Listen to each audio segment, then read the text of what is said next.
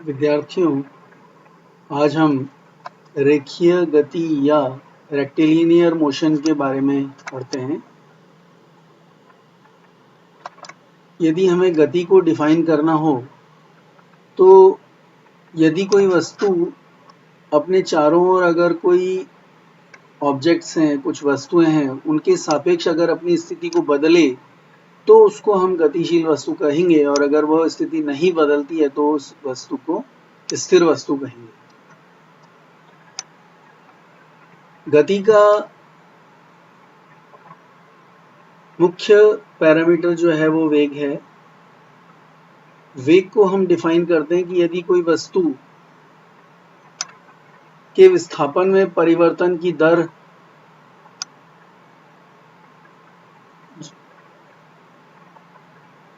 है तो उसको हम वेग कहते हैं।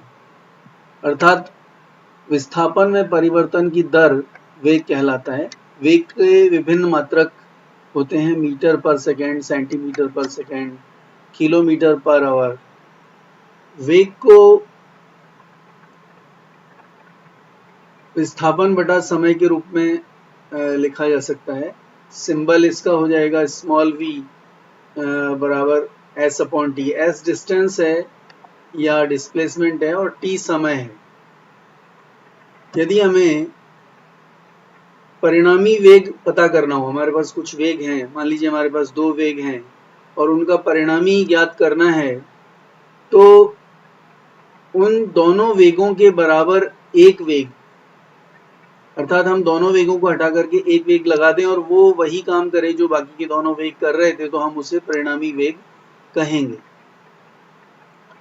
परिणामी ज्ञात करने के लिए हमारे पास मान लीजिए दो वेग u और v हैं और परिणामी वेग r है।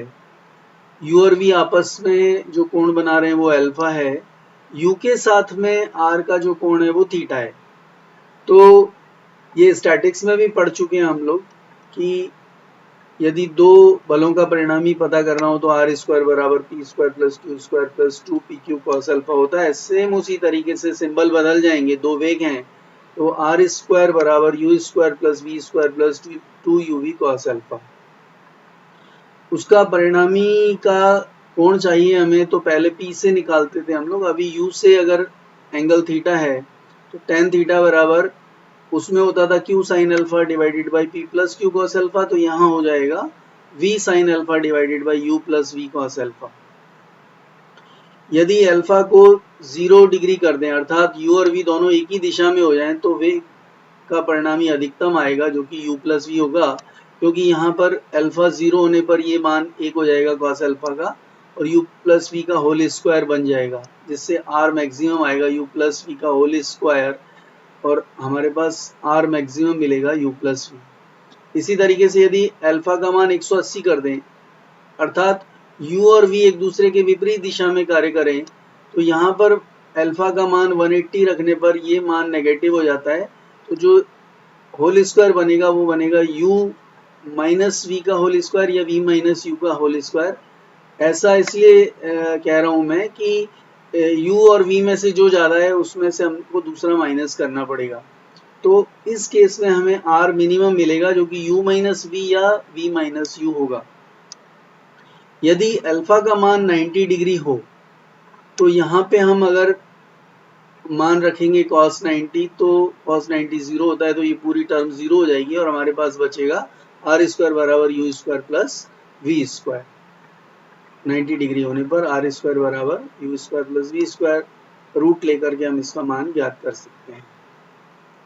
ये हुआ यदि हमारे को दो बलों का परिणामी, दो वेगों का परिणामी ज्ञात करना हो तो किस तरीके से ज्ञात करेंगे, और उसकी कुछ कंडीशंस स्पेशल 0 डिग्री, 180 डिग्री और 90 डिग्री पर। इसका उल्टा काम करना हो, अर्थात हमारे पास एक वेग हो और उसको दो विभिन्न दिशाओं में अगर वियोजित करना हो, तो ये वियोजन भी हम बलों में पढ़ चुके हैं, सेम उसी तरीके से आएगा। v के साथ v1 का जो कोण है वो अल्फा है और v के साथ v2 का जो कोण है वो बीटा है।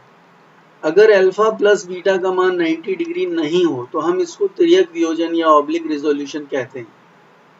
ऑब्लिक रिजोल्यूशन के केस में v1 का मान होता है v sign beta divided by sine alpha plus beta, और v2 का मान होता है v sin alpha divided by sin alpha plus beta. इसी में स्पेशल कंडीशन हो जाती है तिर्यक वियोजन की, जब अल्फा प्लस बीटा का मान 90 डिग्री हो, अर्थात दोनों एक्सिस जो हैं वो आपस में 90 डिग्री पर हों। इस केस में हमें एक ही एंगल की आवश्यकता होती है अल्फा, दूसरा 90 माइनस अल्फा हो जाता है जो मैंने यहाँ नहीं दिखाया है। हम ये पढ़ चुके हैं कि एंगल की तरफ का जो घटक होता है वो कॉस आता है और एंगल से दूसरी तरफ का जो घटक आता है वो साइन आता है। इस तरीके से इधर यदि घटक v1 है तो इसका मान हो जाएगा v cos अल्फा, और इस तरफ जो घटक है v2 उसका मान हो जाएगा v sin अल्फा। तो v1 equals to v cos alpha and v2 equals to v sin alpha. इसका उपयोग हम कई बलों, कई वेगों के परिणामी को ज्ञात करने में करते हैं। मान लीजिए हमारे पास में कुछ वेग हैं, वेग v1, v2, v3, इनके रेस्पेक्टिवली कोण x एक्सिस के साथ में अल्फा 1, ये अल्फा 2 और ये जो कोण है वो अल्फा 3, और माना इनका परिणामी r है जो कि x एक्सिस के साथ में थीटा कोण बनाता है। तो हम ये पढ़ चुके हैं कि परिणामी का घटक